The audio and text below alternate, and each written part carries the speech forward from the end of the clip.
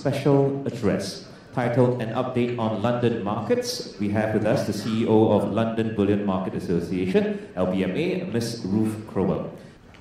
Good morning, everyone. Thank you so much to the SBMA for the invitation to address you this morning. I have to say it's a real pleasure to be back in Singapore. It hasn't been that long, but being originally from Mississippi, I really like being back with the humidity. It feels like my home away from home, so thank you very much for having me back.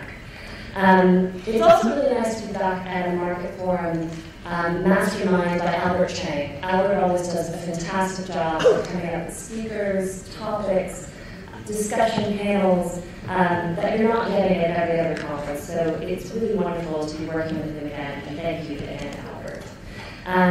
It's also nice to hear from IE Singapore to see government support for the industry. That is something I would love to see more of, particularly in London. It's one of the reasons it's nice to be back in Asia, because you have that real engagement and support from the government side of things. So it's nice to see you all again. And last but not least, as a former conference organizer myself, I'd be remiss if I didn't thank Foretel Solutions. These guys really do an excellent job, and you can really see the quality in their work. So thank you so much for a fantastic conference so far. And here's hoping, as the sponsor of tonight's dinner, that it will close in a fantastic evening tonight. Albert has asked me to remind you tonight is casual. So gentlemen, please don't wear jackets. Ladies, no high heels, because we're going to be outside, all enjoying the humidity together. So Albert, I asked him what he wanted me to talk about, because an update on London, it's pretty high level. What do people really want to know about? What is the Singapore market Asian interested in? And he said, well, Ruth, maybe talk a little bit about the headlines. What's happening in the prices? We're seeing that. We're also seeing your announcements on Elemental. What happened there? And maybe a little bit about the Precious Metals Code and regulation, but keep it light. Now the trouble with that comment is, to give you an update on London and to leave out regulation is a bit challenging, because we are exhausted with regulation in London. This started with the US rules coming into force, which have been implemented. Now we've got the EU coming into place. As John mentioned, we've had the Brexit vote, so ultimately that's going to mean also a UK version as well. And it's really just exhausting. And you're starting to see some of the effects on that is coming through on the headlines that you're asking about. So there are effects on the prices, there's effects in terms of the drivers behind what's happening and our elemental decisions. And one thing I really wanted to focus is conduct anxiety. This is something that really, as a marketplace, we are suffering from. The rules and the regulations were put in place to protect the investor, protect you in the marketplace, but in a way they've gone so far that it's actually starting to hurt those very intentions. And I'll explain a little bit about that, albeit a bit of a tricky subject. One of the things you're seeing on the prices is that both gold and silver are now UK critical regulated benchmarks. This means if you are found guilty of manipulating these benchmarks, you will be personally going to jail, losing your house and livelihood. And this is very serious. They're serious benchmarks. They need that protection. But the result has been a reaction to, well, let's do nothing. We'll make sure that I'm not going to go to jail if I don't do anything at all. Now, there's a big problem with that, because particularly on the gold and silver auctions, the price discovery mechanism is different from LIBOR. Now, I said that to a few people at the bar last night, and they nodded at me, and they said, yes, Ruth, absolutely. Submission-based, completely different. But then I started to realize that they were nodding, but they didn't actually know what I was talking about. So I'm going to back up a little bit. And apologies to those of you who are very familiar, but LIBOR, the way it's calculated, is you've got a panel of banks, and they're ultimately putting in quite a quite well-educated, but a guess as to what they think the price would be. They're not actually trading on that price. There's no risk capital involved. Now, with the gold and silver auctions, there is. You're trying a price, and then you're looking to survey what's the interest worldwide in terms of buying and selling. If it's too high, then you're going to have too many sellers. If it's too low, vice versa. Now the problem, if you have an instruction from compliance that says, no matter what that price is, no matter how high or how low, I'm going to be physically standing behind you and not letting you change your order or changing your client's order, the mechanism doesn't function. And whilst the regulators have not said that that's what they're asking for, they also haven't said the opposite. And so you have this anxiety that has been having an effect on the prices. Now I'm happy to say that there are some people doing things. The LBMA, there's other participants that are trying to enact change. The administrators are also working hard at this because this is a challenge to the process altogether. I'm happy to say that there have been improvements, particularly on gold with the clearing coming in. We have seen a change in dynamics in that mechanism, but that's something we're going to continue to watch, certainly as it develops. And I know it's something you're going to bring to my attention if there's issues in the future. But I wanted to give a little background as to what we're facing in London, regulatory-wise, and how you're sort of seeing the effects of that as we go forward. Now, you might say, well, Ruth, you've just complained for the past couple of minutes about how regulation is terrible, but you've got this your first bullet point is a global precious metals code. You've just written a 50-page document about here's some more rules for us. Let me backtrack a little bit and explain where this all comes from. So the market has actually always had a code of conduct. It's something called the Non-Investment Products Code. This was originally written by the Bank of England, and as LBMA, we were only really brought in to talk about definitions. So what's an allocated account, what's an unallocated account, but the principles, that was decided at a regulator basis. And for members of LBMA who've been there since the beginning, you've actually signed up to this upon application, and we've used it to remove members through the course of our history. So this isn't new. What's new is the regulators didn't write it this time. Actually, we as a marketplace did. So as opposed to saying a bit how we live with the prices, here's these high principles and absolutely no guidance on how you should implement them, and when it comes to gray areas, what's right and what's wrong. We've made sure we have high standards, but we've also tried to give you practical, credible examples of how to deal with difficult situations like giving clients market color. What is acceptable? What's not acceptable? And start to have real conversations. So it's something you can actually use and start to address some of these credibility and integrity issues that at a marketplace we have been struggling with over the past few years. So it's getting a code that brings integrity to the market. This is not something new, but this is just making sure we're leveling the playing field for all players. The next is about transparency. Now, physical holding, this is something I'm sure you'll be aware of in the blogosphere. We get a lot of questions. Is the gold really there? If so, why don't you have any statistics on it? And this is really big news. It was actually a huge achievement just to get the press release out to say that we're going to report prices. It's taken me about at least 5 years beating up many vaults and bankers to see the value. Because yes, we are going to have people who will never believe, no matter how much information we give them, that the gold is really there. But then you also have credible investors who find it a little odd that as a marketplace, there's no data. So that's something that's changing this summer, certainly with the physical holdings, starting with gold and silver.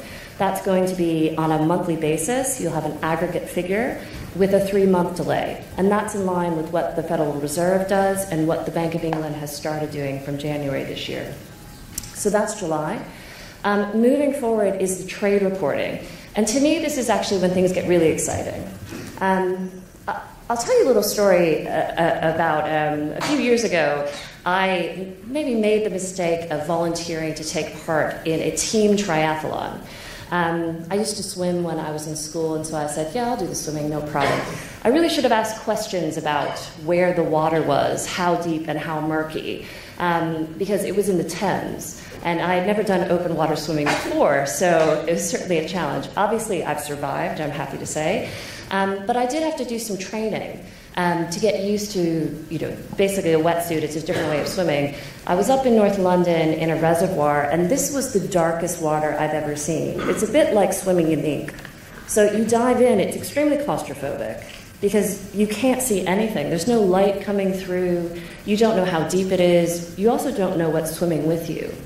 So for an investor, not having transparency is not exactly that inviting as a marketplace. We need to add transparency so one, they have an idea of the size, of the shape, and perhaps of the sharks lurking beneath. So trade reporting is going to make a big change, and that's something that we start from at the end of this year. We've already had a lot of information from market makers, and David Gornall, my colleague, our former chairman, has been working really hard on getting us across the line as a marketplace. But really, once we do this, that's when the work really starts. It's when we take these transparency initiatives and explain them to regulators, to investors, and to make the case that John made, gold performs very, very well. There's no reason that we should have these regulations at such a high level. But we'll do our best to try to combat them where we can. Now, there'll be some who's saying to me in terms of market reporting, Ruth, we're happy to do it, but are you going to make sure the rest follow through? And I think that's when I'm going to turn on to our enforcement side. So if you've had any doubts as to whether LBMA will take action, I'd like to think that the actions of the last few months have certainly proven that. So you'll have seen that we delisted a refiner called Elemental. They are based in the United States. And this is for falling foul of our responsible gold guidance due to their ongoing FBI investigation. Now, this is a tough decision. I mean, anytime you're more or less putting a refiner out of business, it's a hard decision. But for me, it actually validated a decision we made a year previously, in that we stopped recognizing the CFSI audits as well as the Responsible Jewelry Council audits. And the reason for that is that their scope is too small. CFSI in particular just deals with West Africa based on the US law. They weren't looking at this on a global basis. And the case in point here had to do with money laundering, had to do with South America. This is something as a gold market has always been an issue. And it's something that when we went to build the responsible gold guidance, we weren't looking to wallpaper over cracks. We were building a new structure here. So there's been some tough decisions made there. And something I wanted to flag is that you're going to see more resignations this year as well. And that's because of the annual tonnage requirements enforcement. This isn't something we've turned on overnight. 3 years ago, we said, we haven't been consistent when we apply the requirements when it comes to tonnage. If a refiner falls down 1 year, it's too harsh to say, well, you're 1 ton under, so you're out. There's going to be ebbs and flows. But what we've said now is we have a 3-year rolling average. Unless you have a reason, you're moving the plant or you're waiting for production to come online. If for the last 3 years you failed to meet the tonnage requirements, you will be removed from the list. So I wanted to give a heads up mostly because you've seen the announcements on other refiners with responsible gold. This is not the same thing. But this is ultimately about the LBMA keeping that standard quite high. And that might seem harsh. Part of what we do is the association for the betterment of the members, which it's more the softer side of the association. But our work as a world authority on this good delivery standard is so vital, not just for the central banks, for banks, but for all the refiners, investors around the world who rely on that quality and rely not only for us to tick a box when it comes to US law, but to make sure we're meeting expectations in the long run. Otherwise, for them all to try to do it themselves, it would A, be so challenging, but B, just extremely costly. So we've got to maintain that high, credible market standard. And one of the things I'm interested in the next few days is to have a discussion with all of you, and delighted with Albert's program, is looking at technologies on ways we can do our job better. There's lots of ideas out there. There's also lots of solutions looking for a problem, but we're really looking for solutions to our problems, which is how do we address the provenance issues in a way? How do we address purity issues? What can LBMA do in the kilobar market? Prior to 2014, we really had a stance that we don't touch kilobars. It's only large bars that are good delivery. We have no role. That has really changed. We started with the specifications of the kilobar 49 standard, And now we're really looking at other things we can do. Take the responsible gold, take the purity, all the expertise on visual guides, etc., and see how we can leverage technology to make this even more helpful for you and how you pass on that information to your client. So in terms of what LBMA has been up to, what London's been up to, I think that gives you quite a high-level overview. We're really approaching the integrity issues when it comes to conduct, but also to shining light in those murky waters. And ultimately, when it comes to good delivery, it's maintaining and continuously striving to improve those standards. I guess the last thing I wanted to say really is that ultimately our experience as an association is an asset we can share with SBMA. And it's something that we hope to continue to work together, not just today, but going forward, and looking forward to reaping precious rewards. Thank you very much for your time and attention. John Reed from the World Gold Council. Just a question, Ruth, on good delivery refineries that are becoming deregistered. I just want to clarify my understanding on this, that the bars that were produced whilst they were good delivery refineries remain good delivery refineries. That's right, remain good delivery bars. Is that correct? Absolutely. What I would say is we have something we refer to as the former list. And there's actually a subtle difference between former listing and fully delisting. There's only really one example of when we delisted a refiner in terms of the production, and that was during the Second World War. But at the moment, former listing and the elemental bars in this particular have been former listed. So everything up until that point of former listing is still good for delivery. It's future production. So assets under management remain safe, remain good delivery. It's anything in terms of future production coming through the door. Okay, that's great. So in other words, if you're sitting with gold bars in your vault and you hear that a refinery loses its registration, you don't need to panic and swap them out or anything like that? There's no need to panic. And we've actually started working more with the CME and some of the exchanges around the world on all of these issues, so we're coordinated as a marketplace worldwide, and to try to help you to make that more consistent. So that's been a consistent approach on the particular example, and certainly going forward would be the same. Thank you for the question. I'll turn it over there. Do give me some time to travel over. Oh, someone else is coming over. Do tell us your name and organization before your question. Thank you. Thank you. My name is David Quamby from TD Bank. Hello, Ruth. Thanks for that. In your earlier slide, you showed it investigating blockchain, but didn't, unless I missed it, you didn't go into any detail on that. Would you mind expanding your thoughts on that? Yeah, sure. I think it's still early days for us, but we are looking to see what we can do with regards to blockchain on the provenance issue.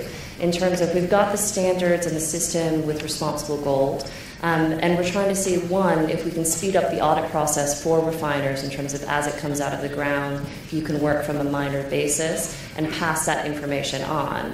Obviously, it becomes more complicated when you're dealing with scrap material, but I think we have found ways to address that in the current guidance, and it's something that we would look to see how we could incorporate it. So that's sort of early days. There's certainly a lot of ideas and energy around this, so really trying to navigate and to get a better sense. But we've been looking to partners within the membership, within the market, who have already had thoughts about that. But what really occurs to me is that we would be remiss if we don't try to take advantage of some of this technology, because there's so much out there that could make everyone's life a lot easier. And the idea of doing it at a wholesale industry level, so if LBMA does it, you're not having to do it for each refiner or each jurisdiction. It's being done worldwide.